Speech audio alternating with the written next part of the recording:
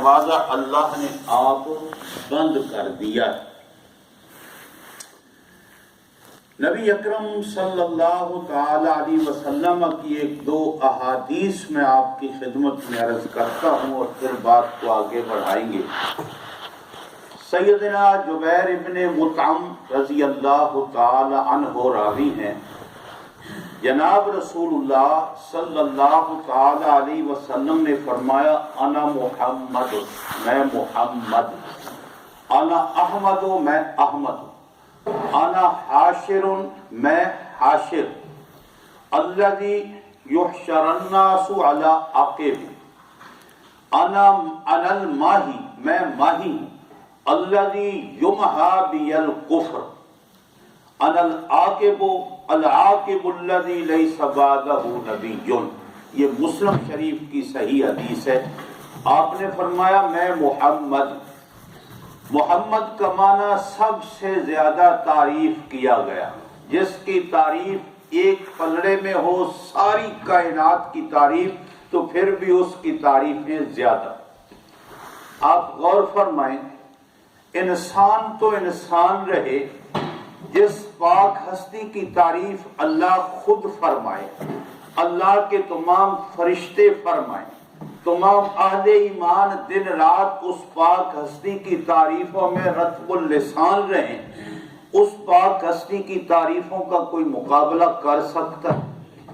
اِنَّ اللَّهَ وَمَلَائِكَتَهُ يُصَلُّونَ، یصلون کا معنی ایک یہ ہے کہ اللہ تعریف کر رہے ہیں، یہ نہیں فرمایا کہ اللہ نے تعریف کر دی اور پھر بات فرمایا ہر لمحہ اللہ اپنے محبوب کی تعریف کر رہا ہے اور اللہ کے فرشتے بھی تعریف کر رہے ہیں، اہل ایمان بھی آپ کی تعریف کر رہے ہیں۔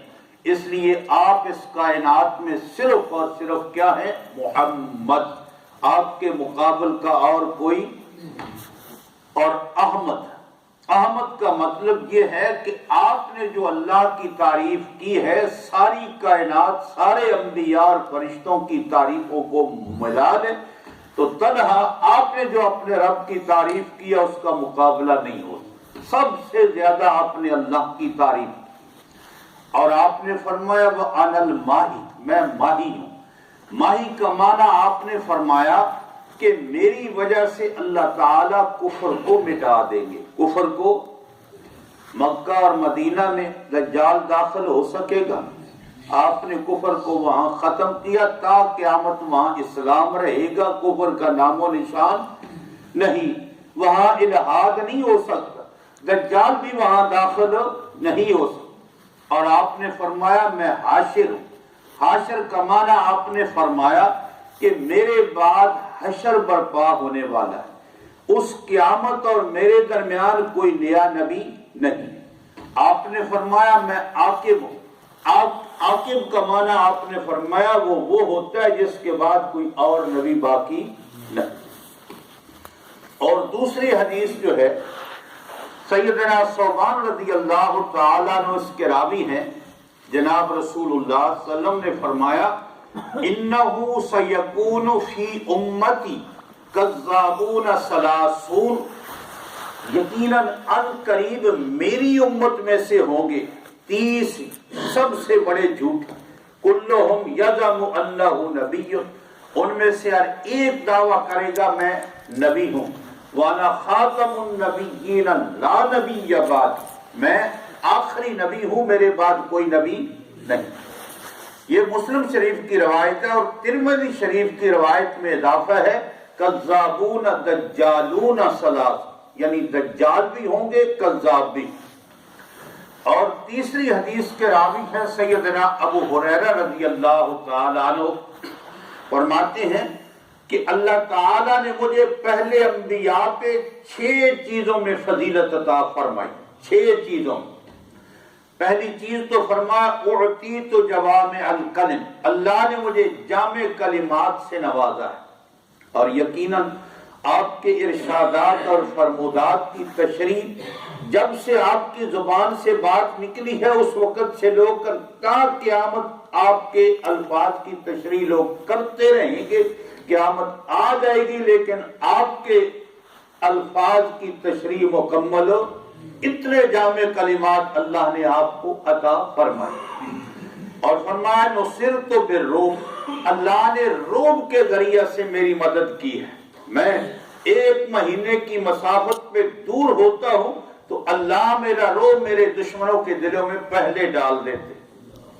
اور آپ نے فرمایا احلت لی الغنائم، مال غنیمت اللہ نے میرے لیے حلال کیا ہے۔ مال غنیمت اللہ نے پہلی امتوں کے لیے مال غنیمت، قربانی کا گوشت وہ آگ آتی تھی جلات۔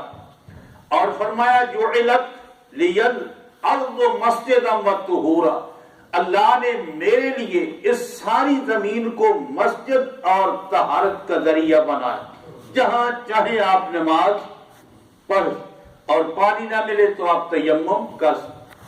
اور فرمایا وَأُرْسِلْتُ إِلَى الْخَلْقِ كَافَّةً، اور اللہ نے مجھے اپنی تمام مخلوق کی طرف اپنا رسول بنا کے، تمام مخلوق کی طرف، فرشتے، جن، انسان، حیوان، کیڑے مکوڑے، جو اللہ کی مخلوق ہے سب کی طرف آپ اللہ کے وَخُتِمَ بِيَ النَّبِيُّونَ، اور اللہ نے مجھ پہ نبیوں کو ختم کر، میرے بعد کوئی نبی، مسلم شریف کی یہ روایت موجود۔ اس سلسلہ میں ایک واقعہ میں آپ کی خدمت میں عرض کرنا چاہتا ہوں۔ اللہ رب العالمین جو ہے وہ رب العالمین ہے، آپ رحمت للعالمین۔ اللہ کی اس کائنات کی کوئی انتہا، جہاں جہاں اللہ کی مخلوق ہے وہاں وہاں اللہ کی ربوبیت، اور جہاں جہاں اللہ کی مخلوق ہے زمین و آسمان کائنات میں وہاں وہاں آپ کی رحمت بھی موجود، آپ کی نبوت اور رسالت بھی موجود۔ وہ واقعہ آپ نے سنا ہوگا کہ سیدنا سفینہ رضی اللہ تعالیٰ عنہ ایک دفعہ تنہا سفر کر رہے تھے، اور راستے میں ایک چیتا یا شیر سامنے آ گیا دھاڑتا ہوا۔ جب قریب آیا تو اس کی آنکھوں میں آنکھیں ڈال کر کہتے تو جانتا ہے میں کون؟ وہ رک گیا، اور پھر دوسرے الفاظ تھے کہ میں حضرت محمد کا غلام۔ اب اس شیر اور چیتے نے گردن جھکا دی اور پاؤں چومنے لگا، اور پھر آگے آگے چل پڑا، اور جہاں راستہ اس جنگل میں سے نکل کر سیدھا راستہ، وہاں کھڑے ہو کر زور زور سے اس نے آوازیں نکالنا شروع کر۔ جب حضرت سفینہ مدینہ میں واپس آئے، عرض کہ یا رسول اللہ صلی اللہ علیہ وسلم، آپ کو اللہ نے کیا عظمت عطا فرمائی ہے، کیا شان آپ کو اللہ نے عطا۔ کیا سفینہ، کیا بات؟ کہا ایک شیر حملہ آور ہو رہا تھا، اور میں نے جو ہی اس کو اپنا تعارف کرایا تو وہ میرا غلام بن گیا کہ میں آپ کا غلام ہوں۔ اور پھر اللہ کے رسول کمال یہ ہے کہ اس نے مجھے سیدھے راستے پہ ڈالا، اور راستے کے انتہا پہ کھڑے ہو کر زور زور سے اس نے آوازیں بھی نکالی۔ فرمایا جانتے ہو وہ کیا کہہ رہا تھا؟ اللہ کے رسول مجھے تو پتہ نہیں، میں تو اس کی آواز ہی سن۔ کہا وہ میرے صحابہ کو سلام کہہ رہا تھا۔ یہ اللہ کے پاک نبی کی عظمت ہے، یہ اللہ کے پاک نبی کی شان ہے۔ اور آپ کی ایک حدیث یہ ہے کہ کائنات کی ہر چیز جانتی ہے میں اللہ کا رسول، میں اللہ کا۔ اور آپ نے فرمایا میں ان پتھروں کو بھی جانتا ہوں جن کے قریب سے میں گزرتا تھا تو مجھے سلام عرض کرتے، وہ پتھر بھی آپ کو سلام عرض کرتے۔ اونٹ بھی جانتے تھے کہ حضرت محمد صلی اللہ علیہ وسلم اللہ کے۔ بڑا مشہور واقعہ، جب آپ نے حجت الوداع کے دن 100 اونٹ قربان کیے، 63 اپنے ہاتھ سے، اور بقیہ حضرت علی کو فرمایا تم ان کو قربان کرو۔ کھلے میدان میں اونٹ تھے، اور حدیث پاک کے اندر عجیب نقشہ کھینچا گیا ہے، ہر اونٹ ایک دوسرے سے آگے بڑھ کر خود بخود اپنی گردن پیش کرتا، وہ بھی یہ جانتا تھا کہ حضرت محمد صلی اللہ علیہ وسلم کے ہاتھ سے میری قربانی اس سے بڑی میرے لیے اور کوئی عظمت کی بات۔ کائنات کی ہر چیز جانتی ہے کہ حضرت محمد اللہ کے رسول ہیں، حضرت محمد اللہ کے صلی اللہ علیہ وسلم۔ میرے بھائیوں، آپ جو آ گئے ہیں لیکن یہ حدیث آپ سنے بھی اور نوجوانوں تک، گھر والوں تک پہنچانے کی بھی کوشش کریں۔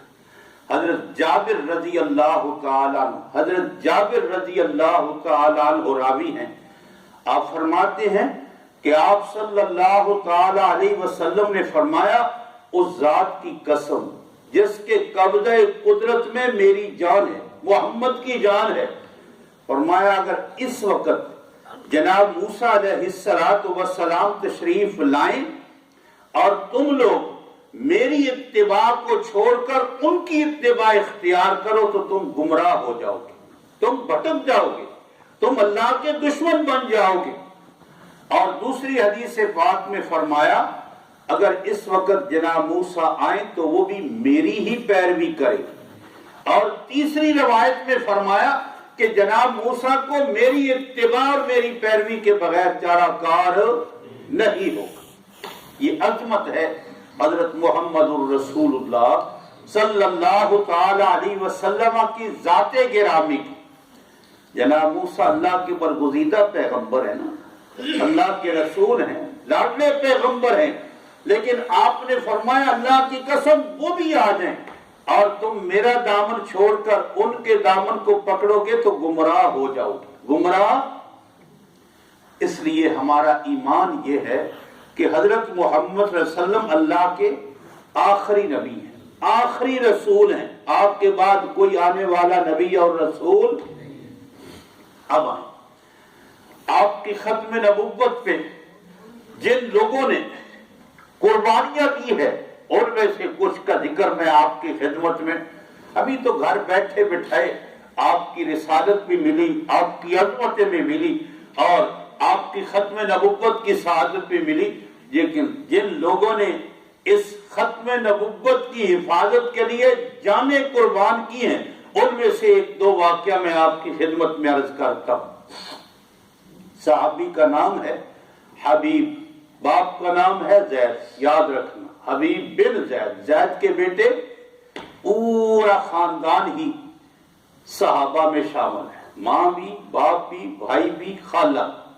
اور یہ وہ خاندان ہے جب نبی اکرم صلی اللہ تعالی علیہ وسلم کے دست رحمت پہ مدینے والوں نے پہلے 6 کی تعداد میں سن 11 ہجری میں بیعت کی، اور پھر دوسرے سال 12 میں 12 لوگوں نے بیعت کی، اور تیسرے سال 73 مردوں اور 6 عورتوں نے بیعت کی۔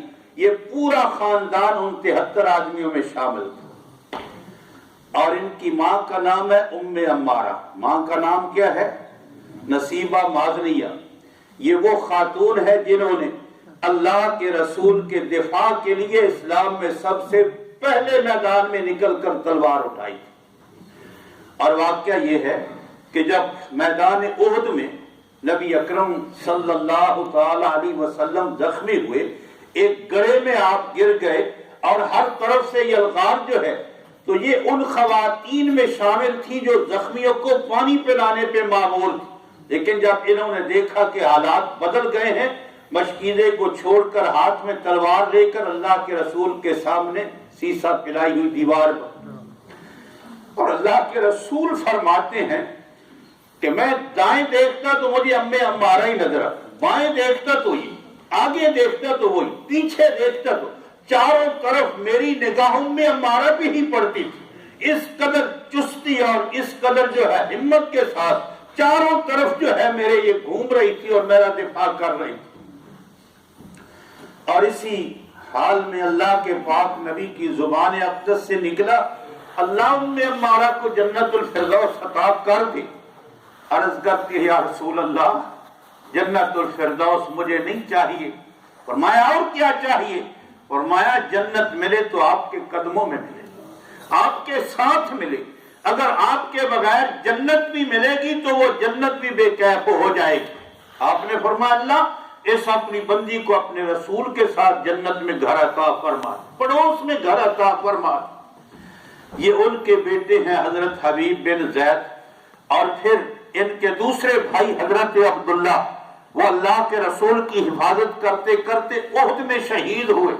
اللہ کے پاک نبی صلی اللہ تعالی علیہ وسلم نے اس خاندان کو دعا دی دعا کیا تھی؟ اللہ اللہ، فرمایا بارک اللہ علیکم من اہل البیت، اے عمارہ اور زید کے گھر والوں، اللہ تمہیں برکتیں عطا فرمائے۔ رحمکم اللہ من اہل بیت، اللہ اے گھر والوں تمہارے اوپر رحم کرے، تم نے اللہ کے رسول کی حفاظت کا حق ادا کر کے دکھا دیا۔ نوجوان بیٹا شہید ہوا، خود جو ہے وہ زخمی ہوئی، کندھا جو ہے وہ زخموں سے لٹک گیا، لیکن اللہ کے رسول کی عزت میں، حفاظت میں آنچ۔ ان کا بیٹا ہے حبیب، یہ چھوٹے تھے، بچپن میں نے اللہ کے رسول کے ہاتھ پہ جو ہے وہ بیعت کی تھی، اور یہ اسلام ترقی کرتا گیا۔ سن 9 ہجری آ گیا، سن 9 ہجری۔ اب سن 9 ہجری میں وفود کا آنا شروع ہوا، مختلف علاقوں کے لوگ آ کر اسلام میں داخل ہو رہے ہیں۔ ایک قبیلہ تھا جس کا نام تھا بنو حنیفہ، یہ نجد کے اوپر کے علاقے کے رہنے والے، وہ بھی آئے، اسلام میں داخل ہو گئے، اور ان کے اندر جو ہے ایک مسیلمہ بن حبیب شخص تھا۔ جب یہ واپس گیا، اللہ کے پاک حبیب نے ان کا احترام بھی کیا، عزت بھی کی، تحفے تحائف بھی دیے، لیکن اس مسیلمہ بن حبیب نے جا کر بدبخت نے نبوت کا دعویٰ کر دیا، نبوت کا۔ اب لوگ اس کے ارد گرد جمع ہو گئے، نئے نئے مسلم تھے، آئے تھے اور چلے گئے تھے، حقیقت کا علم نہیں تھا، اور اس قبیلے کا جو بڑا سردار تھا وہ بھی اس کے ساتھ مل گیا، اور جب وہ ملا تو اس سے کسی نے پوچھا، یہ بات یاد رکھنے کے قابل ہے، یار کیا تم بھی اس کے ساتھ مل گئے ہو؟ اس نے کہا میں جانتا ہوں کہ حضرت محمد اللہ کے سچے رسول ہیں، حضرت محمد اللہ کے، اور یہ مسیلمہ یہ جھوٹا ہے، مسیلمہ جھوٹا ہے، لیکن آج میں اس سچے پہ جھوٹے کو ترجیح دوں گا، اس لیے میری برادری کا ہے، میری، حیران نہ ہو، یہ بات تاریخی ہے، آج میں جھوٹے کو سچے پہ ترجیح دوں گا اس لیے کہ یہ میری برادری کا آدمی ہے۔ اب وہ اور جو ہے غرور اور تکبر میں آ گیا، اس نے سردار کے ملنے اور لوگوں کے جتھے کی وجہ سے دماغ خراب ہوا، اور اس نے حضرت محمد صلی اللہ علیہ وسلم کی طرف خط لکھا۔ مسیلمہ بن حبیب نے خط لکھا۔ خط کیا تھا کہ اے محمد صلی اللہ تعالی علیہ وسلم، اللہ نے مجھے بھی آپ کے ساتھ نبوت میں شریک کر دیا ہے، آپ بھی نبی ہیں، میں بھی نبی ہوں، اس لیے قریش مانے یا نہ مانے لیکن میں بھی آپ کے ساتھ نبوت میں حصے دار ہوں۔ آپ نے اس کے دونوں نمائندوں کو بلایا اور کہا تم بھی وہی کہتے ہو جو کچھ اس نے لکھا ہے؟ کہا ہم بھی وہی کہتے ہیں کہ وہ بھی رسول، وہ بھی نبی اور آپ بھی نبی ہیں۔ کہا اگر سفراء کا قتل جائز ہوتا قانون کے اندر تو میں تم دونوں کی گردنیں مروا دیتا۔ اور پھر آپ نے صلی اللہ تعالی علیہ وسلم ان کو واپس کیا، اور پھر آپ نے حضرت حبیب بن زید کو اپنا نمائندہ بنا کر مسیلمہ کی طرف بھیجا، اور آپ کے خط کا عنوان کیا تھا؟ بسم اللہ الرحمن الرحیم من محمد الرسول اللہ صلی اللہ علیہ وسلم الی مسیلمہ الکذاب۔ آپ نے یہ نہیں کہا کہ یہ مسیلمہ بن حبیب کی طرف، کہا یہ حضرت محمد صلی اللہ علیہ وسلم کی طرف سے مسیلمہ کذاب کی طرف یہ خط ہے۔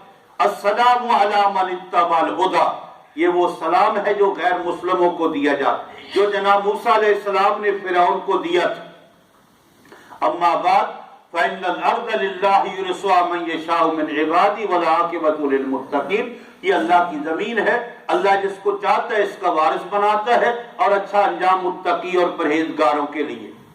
جب یہ مسیلمہ کذاب نے آپ صلی اللہ علیہ وسلم کا گرامی نامہ پڑھا تو وہ آگ بگولا ہو گیا۔ اس نے کہا اس کو قید کر دو، بیڑیاں پہنا دو، ہتھکڑیاں پہنا دو، قید کر دیے گئے۔ اور صبح دن کے اجالے میں کہا میرے سامنے اس کو 10-11 بجے پیش کرنا۔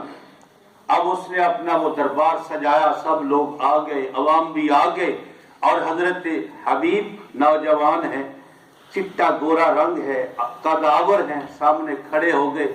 مسلمہ نے کہا کیا گواہی دیتے ہو کہ حضرت محمد اللہ کے رسول ہیں؟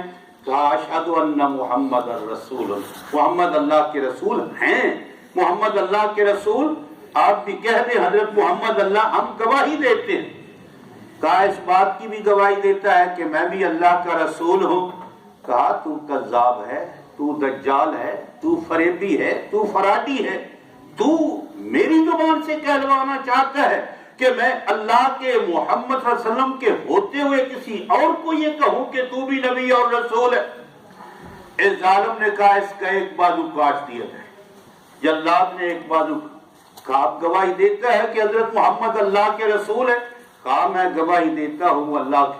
کہا اس بات کی بھی گواہی دیتا میں بھی اللہ کی۔ کہا تو کذاب دجال ہے۔ کہا دوسرا بازو بھی، حتیٰ کہ وجود کا ایک ایک انگ جو ہے ان کا کاٹ دیا گیا، اور جب تک جو ہے اس کٹے ہوئے وجود کے اندر جان باقی رہی تو یہی کہتے رہے حضرت محمد تو اللہ کے رسول ہیں لیکن تو دجال اور کذاب۔ اب جان بچا سکتے تھے نا، جان تو بچا سکتے تھے۔ یار دنیا کی کیا حقیقت ہے، پونوں کی کیا حقیقت ہے، مناسب کی کیا حقیقت ہے؟ آج تو ہمارے مسلمان جو ہے وہ اللہ کے رسول کی ختم نبوت کا انکار کر کے جو ہے یہاں یورپ کے اندر جو ہے وہ آ رہے ہیں، اس لیے کہ ہمیں اللہ کے رسول کی ختم نبوت کی حیثیت کا پتہ نہیں ہے، لیکن اس کو پتہ تھا، اس نے وجود کے ٹکڑے کرا دیے، لیکن یہ اقرار جان بچانے کے لیے یہ اقرار نہیں کیا۔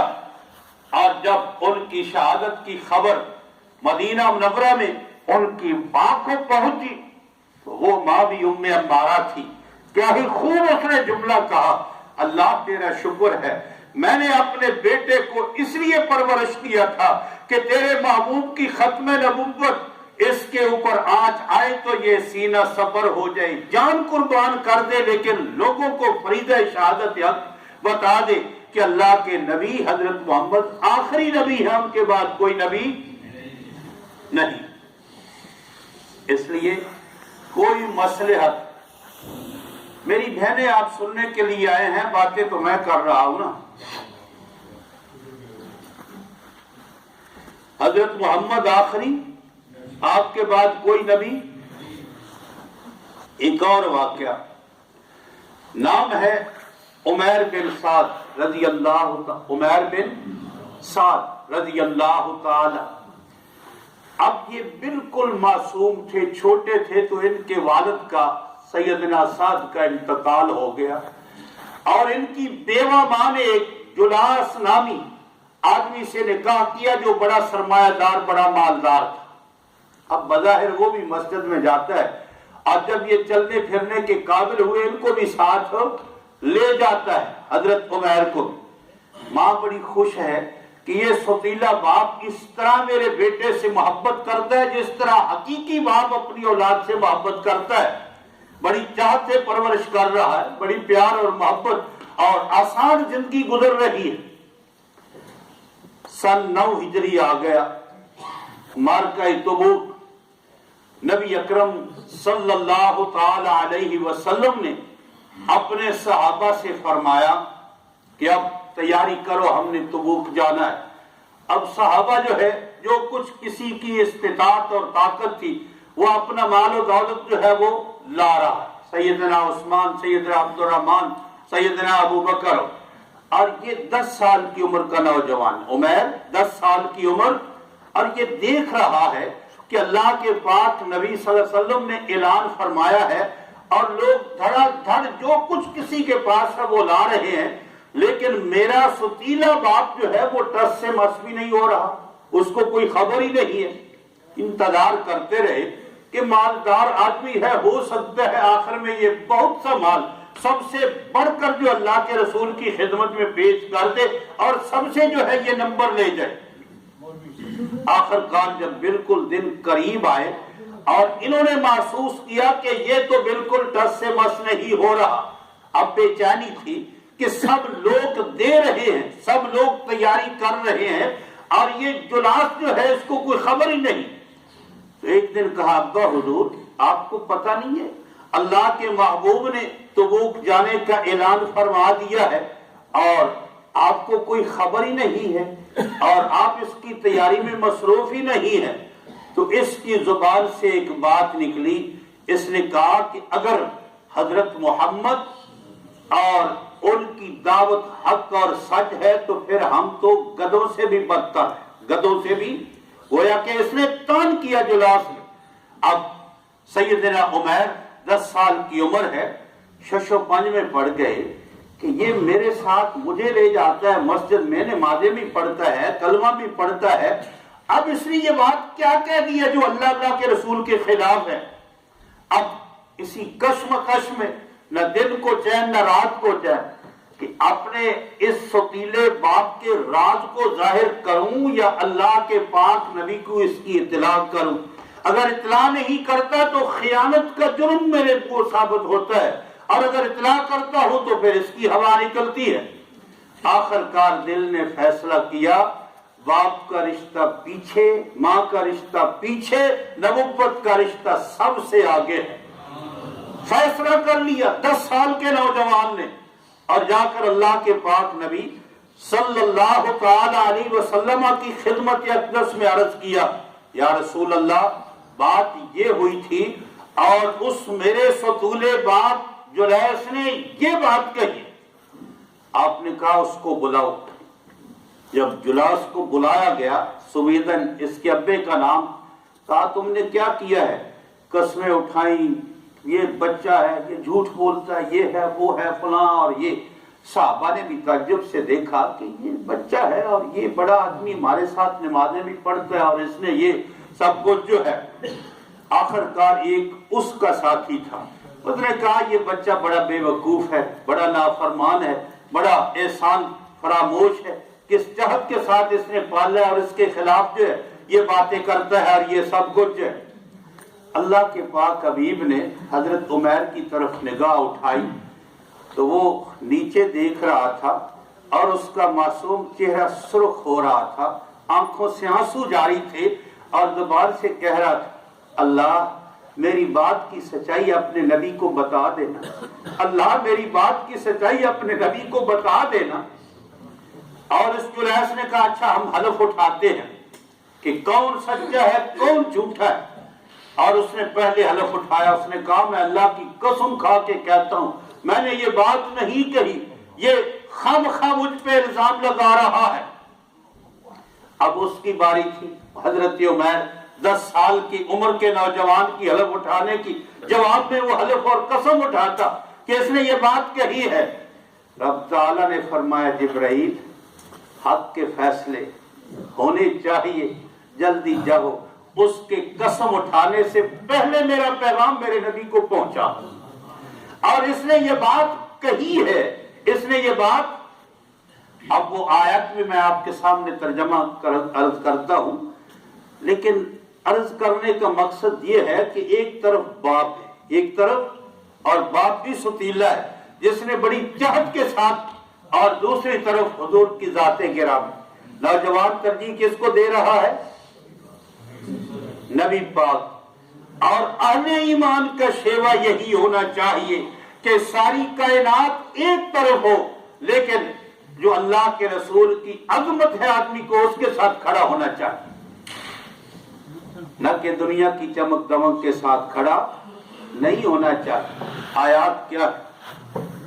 يَحْلِفُونَ بِاللَّهِ مَا قَالُوا وَلَقَدْ قَالُوا كَلِمَةَ الْكُفْرِ وَكَفَرُوا بَعْدَ إِسْلَامِهِمْ وَهَمُّوا بِمَا لَمْ يَنَالُوا وَمَا نَقَمُوا إِلَّا أَنْ أَغْنَاهُمُ اللَّهُ وَرَسُولُهُ مِنْ فَضْلِهِ فَإِنْ يَتُوبُوا يَكُ خَيْرًا لَّهُمْ وَإِنْ يَتَوَلَّوْا يُعَذِّبْهُمُ اللَّهُ عَذَابًا أَلِيمًا فِي الدُّنْيَا وَالْآخِرَةِ وَمَا لَهُمْ فِي الْأَرْضِ مِنْ وَلِيٍّ وَلَا نَصِيرٍ۔ فرمایا یہ اللہ کی قسمیں اٹھاتے ہیں، قسمیں کہ ہم نے کچھ نہیں کہا، ہم نے، اور آگے 12 والا قد ماضی پہ آئے تو یہ بھی قسم کا معنی ہے۔ اللہ کہتے ہیں میں قسم اٹھا کے کہتا ہوں انہوں نے کلمہ کفر کہا ہے، انہوں نے کلمہ کفر کہا ہے اپنے اسلام کے دعویٰ کے بعد۔ اسلام کے دعویٰ کے بات ہی کہی تھی نا، بات ہی کہی تھی نا، یعنی ان منافقین کے حق میں، لیکن اللہ تعالیٰ نے اس کو کلمہ کفر کہا ہے، کفر کا کلمہ اس نے اسلام کے بعد، اور انہوں نے جو ارادہ کیا تھا وہ پورا اللہ کے رسول کی ختم نبوت کو وہ پورا نہیں ہوا، اور ان کو غصہ اس بات پہ ہے کہ اللہ اور اللہ کے رسول نے اہل ایمان کو غنی کر دیا۔ غنا کیا ہے؟ دل کی غنا ہے، جنت کا مل جانا، اللہ کا راضی ہو جانا، اس سے بڑی کوئی غنا۔ اور فرمایا اگر یہ توبہ نہیں کریں گے تو پھر ان کے لیے عذاب ہے دردناک، دنیا میں بھی آخرت میں۔ جب یہ بات جلاس نے سنی تو وہ چیخ اٹھا، کانپ اٹھا، اس نے کہا اللہ کے رسول میں نے غلطی کی ہے، میں توبہ کرتا ہوں، میں توبہ۔ اس نے توبہ، لیکن کہنے کا مطلب یہ ہے کہ نوجوان نے اپنے باپ کی رعایت، حضور کی ذات گرامی اور اسلام کی بات آئے تو کسی کی کوئی رعایت، اپنی ذات کی بھی رعایت، ماں کی بھی رعایت نہیں، باپ کی بھی رعایت نہیں، اور اسی سے ایمان قائم رہے۔ ایک اور بات جو ہے، یہ قرآن ہے نا، قرآن تو حقیقت بیان کرتا ہے نا، یا قرآن کے اندر بھی قصے اور کہانیاں ہی ہوتی ہیں؟ قرآن سچائی بیان کرتا ہے۔